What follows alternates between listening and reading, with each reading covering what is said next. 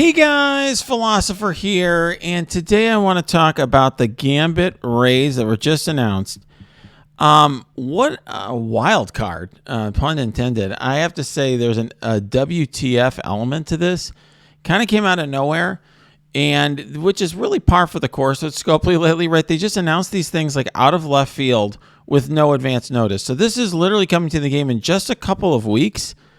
So beginning June 15th, which is literally a week. I'm sorry, not 2 weeks.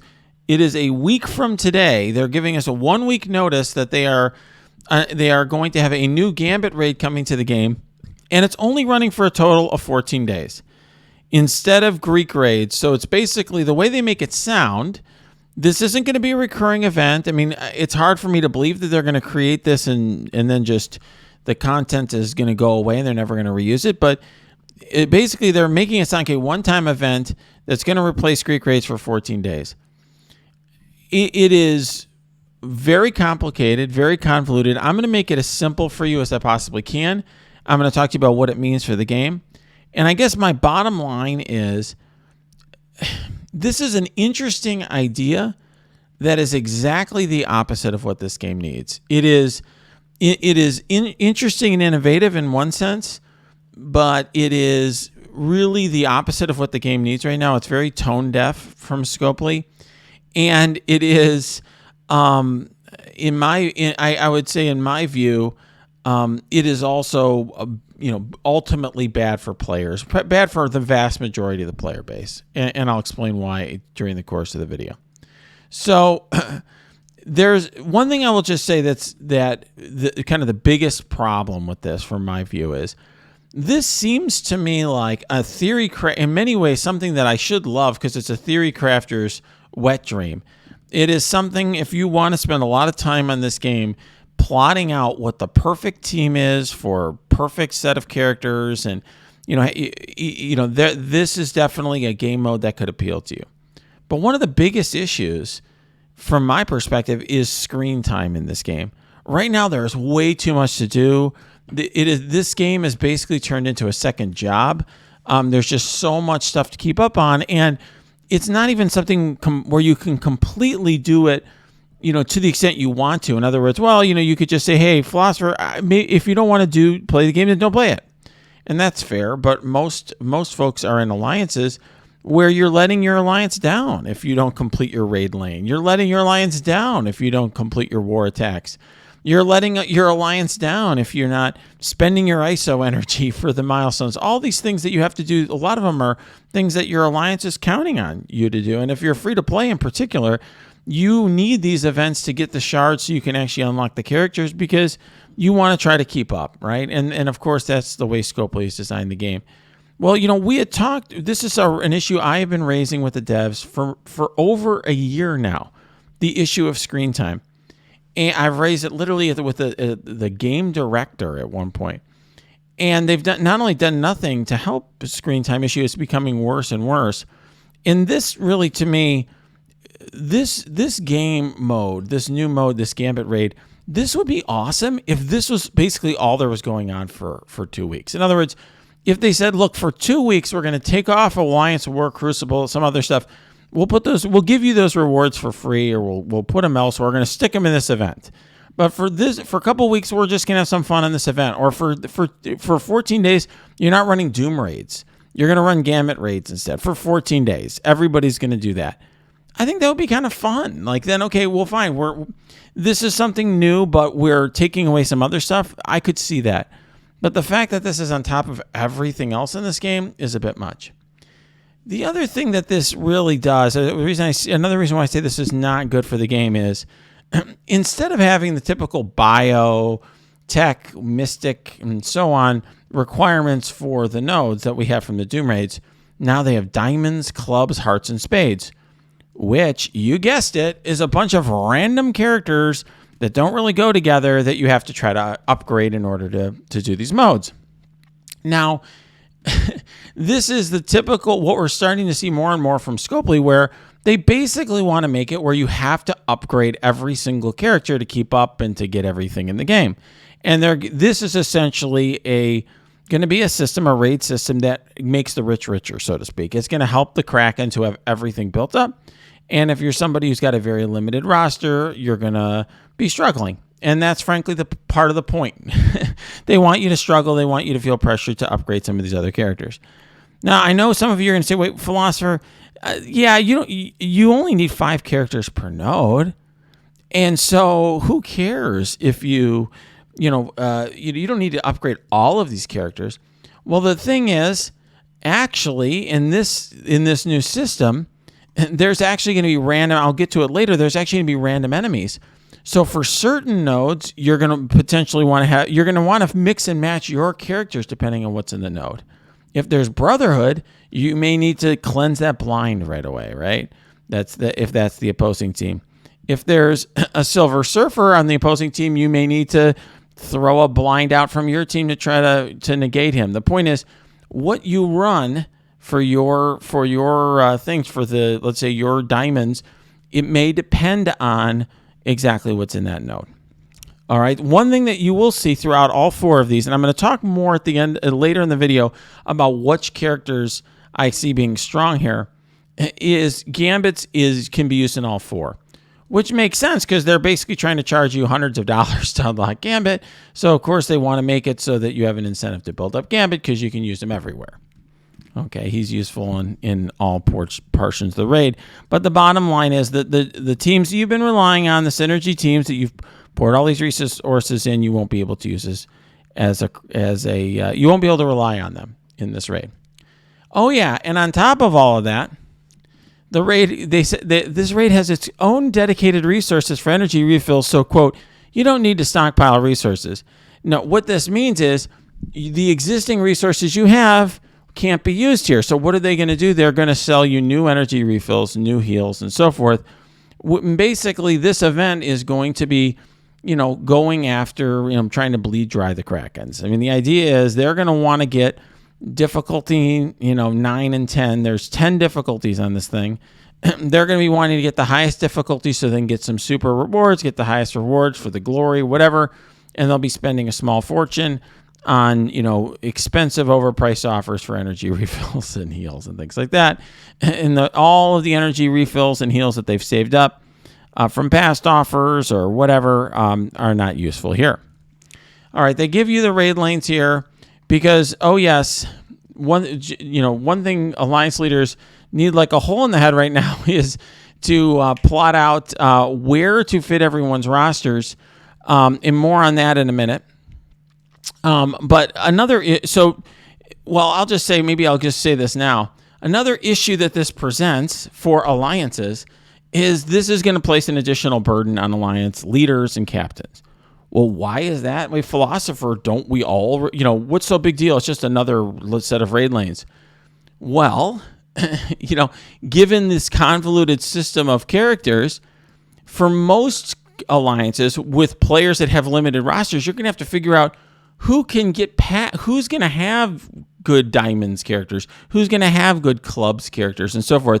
You're going to need to figure out, which of your members are going to struggle in certain sections of this raid, and you're going to have to spread those players out so that you don't have a raid lane that can't get anywhere because, let's say, you have one of your members who just doesn't have good clubs characters or something like that. So you're actually, unfortunately for alliance leaders, if you want to maximize your performance of your alliance, you're literally going to have to figure out amongst the alliance how you're going to have to figure out, who has what on their roster. You'll have to figure out, how to spread players with the most limited rosters around so that they do the least damage in terms of holding back your raid lane. So this is a whole other thing created here. I'm going to move past this and talk about something else that's interesting here.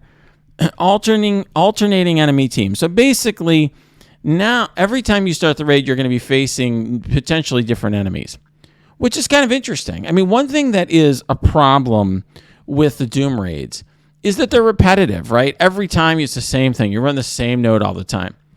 The the upside of that is, or the downside of that, of course, is it gets stale and boring. And one thing that I think this new game mode is going to test is, some people have said, look, the reason screen time stinks in MSF is because the content's stale. If you just made a super fun, interesting game, people would want to play it. And there's an element of truth to that. If a game is really compelling, you'll just stay up all night playing it. I don't know if MSF will ever quite get to that point where your people are wanting to stay up all night to play it. But the point is here, they're making it more interesting by mixing up the enemies. So instead of it being you being on autopilot in every node, what you're going to have to do is you're going to have to say, oh, I'm facing Wakanda this time. I may need to bring in a different enemy. I need to bring in an enemy with debuffs in order to overwhelm the Wakanda who don't have a cleanse.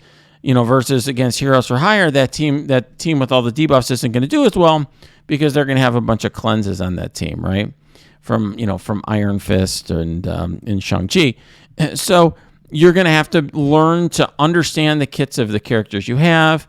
They're going to be characters you're not used to using in raids because obviously they're not all raid characters. Some of them are going to be power crept or they're not going to work well together. So this is something that is going to require you to put some thought into it and really plan out, what is the right approach.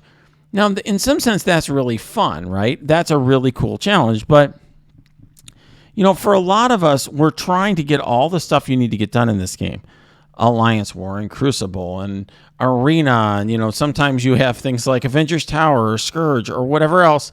You obviously have your Doom raids, Greek raids. So this, Greek raids are something that most of us do on autopilot practically. If you don't just press auto, you kind of know which buttons to press. It's just very easy to do.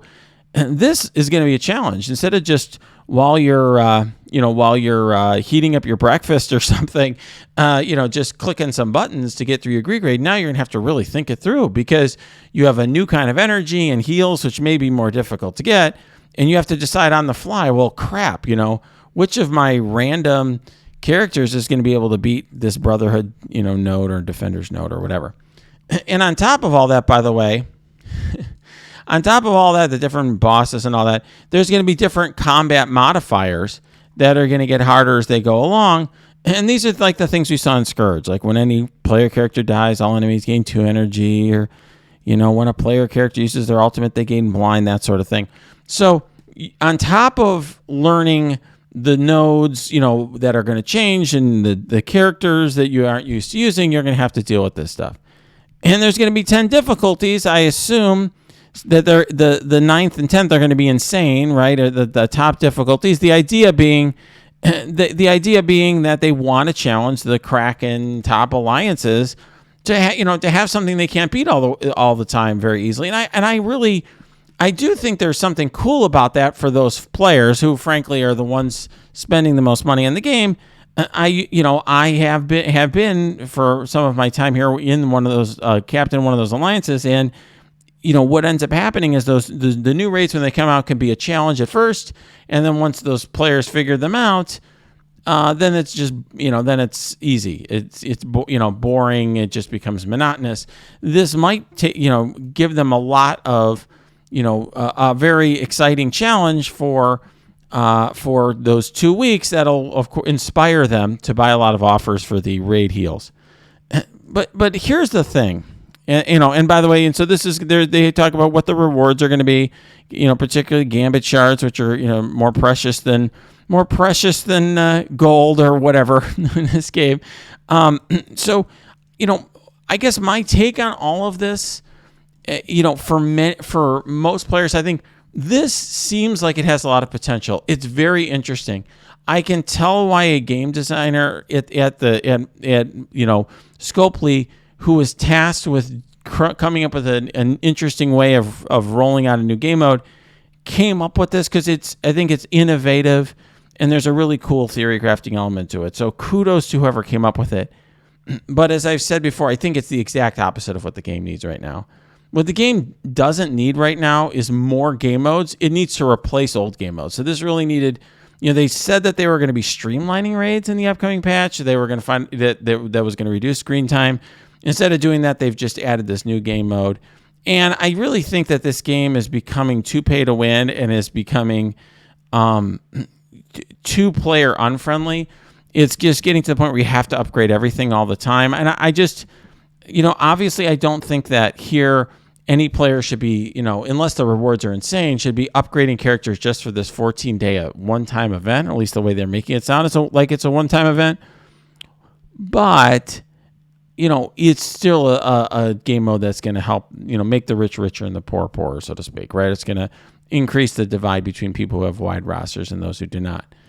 So I'm not excited about this. And I frankly think we can also count on Scopely to screw up the execution. So I'm just very concerned about this game mode. And I think it's very tone deaf by Scopely because it's kind of the opposite of what we need. We really don't need something that is this time consuming and convoluted right now. We actually need less, and they need to get some of the old stuff out of the game and make the game more player friendly. All right, let's talk about characters, because I know a lot of you are going to have thoughts about that, and want to know which character should I be focused on, or what should I consider upgrading and this and that. I'm not sure whether I would suggest upgrading any character for this event, because we don't know, enough about the rewards at this point, and it sounds like it's a one-time event. But, Squint, who is a really major contributor on my Discord, came up with his view, and I'm going to use it as a jumping off point. I actually disagree with his view. But this is his list, and basically green are the best and yellow are okay in his mind. So let's look at diamonds here. He basically says, look, Gamora and Nebula are great. And he's like SSM and Carnage are great in his mind. His symbiotes is raid characters. And then he's got Gambit, Dazzler, and Sunfire as the new Unlimited X-Men. I actually think Magic with Gambit is pretty OP. We saw that, if you watch my Gambit unlock video, Magic actually gives drain to the other X-Men, and then Gambit takes all these turns. So actually having Gambit and Magic together is a really nice combo, because she gives drain to him, and he just ends up staying alive very easily as a result. So I do like that combo. I do think that, so Carnage and Symbiote Spider-Man, I think, are great for raids for obvious reasons. Carnage generates a lot of speed bar, and Symbiote Spider-Man gives them drain. I do think it's not at all clear to me that, let's say, Dazzler and Sunfire are anything special. So we don't know how good Sunfire is yet. We haven't seen. I don't know. I would assume he's green. I don't really know why Dazzler would be in a top tier character here. I mean, I actually think Morbius puts out quite a bit of damage. So, if you told me in a vacuum, would I rather have, would I rather have Morbius than some of these characters? I think that might be the case. So I'm not so sure about this, but it's, it's an interesting starting point. I don't completely disagree, and I really commend the work he did for the community. In the clubs category, I think if we look at some of these characters here, he's got, and I'm going to show you.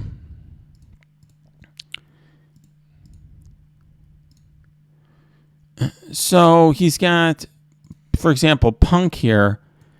Punk is a character who, he's got Punk in green. So Spider-Punk is a character who is very good in raids for when you have the entire X-Men or the entire Web Warriors team. I'm not sure of his value solo without other members of the Web Warriors, because, for example, he's not going to put out the trauma on his ult without Ghost Spider on the team. And, he's not going to be applying offense up to any allied Web Warrior, so he's just giving himself offense up. So to me, he's not getting the other bonuses from the X-Men, or the other Web Warriors. So I think, to me, he's just sort of like a kind of a random damager here. I'm not sure of his value. Now, I had suggested him at one point, and I've gotten some chagrin from this for DD5. I did this just because he was the cheapest gear requirement, but that's a game mode I think, I feel it's like you could just plunk along, because I felt like teal gear was so gated, so like plunking along a little bit each day is fine. But for a game mode like this, where you've got to clear your nodes every day, and you're trying to do it in the least amount of energy, I don't think I'd put Spider-Punk as green. Silver Surfer certainly is. I think, and Star-Lord T'Challa is great, but I think Yondu should also be green. So I would probably put those two as green together. I think they will also be quite a good mix together. I'm not really sure about Phantom X at all. He seems pretty lackluster to me. Sunfire, like I said, we don't know yet. But Gambit is, it depends on how big your Gambit is, I suppose. I mean, I think the only reason I would say he's certainly green is he's in all of the categories, so that alone makes him, a player you can, it's worth upgrading for use in this raid, which is part of the point of them doing this.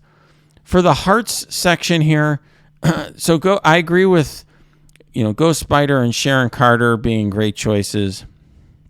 Dagger is actually not that great without Cloak, in my opinion. Just okay.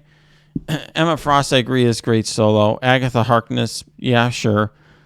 Gambit, yes. Dazzler, not sure of quite how good she is. Otherwise, the rest of these choices, actually, I think Spider-Woman, I would put her in green. I think she's better than, some of the other characters. She's better than some of the characters who are currently green. Here, Spider-Woman's actually pretty underrated. She has long cooldowns, but so that's a problem, I would say. If you look at, how, what her kit looks like, that's the big issue with Spider-Woman. But otherwise, she's great. Now, that, of course, that's a big one here because this is a 6-turn cooldown. But the flipping positives and negatives is pretty good. Here, another 6-turn cooldown, applying ability block and offense down and chaining. That's amazing. So she's going to be basicing a lot, but applying defense down for 2 turns, and then applying defense down to a couple others is still pretty decent. And then she's going to be healing on every turn. So I would make her a green character. So the fortunate thing, by the way, is a lot of the characters I'm mentioning are characters you probably already have gear on, or you're planning to for Scourge or something. In spades, I agree with Morgan Le Fay and Deathpool for sure. Jubilee, sure, I guess. Sunfire, we don't know yet, in my view. Scarlet Spider and Spider-Man, okay. And then Gambit, I'm not so sure about in this context. Phantom X, I'm not very sure about that. So, Cole Obsidian and Thanos, I don't know. No, I wouldn't really put them in as even yellow.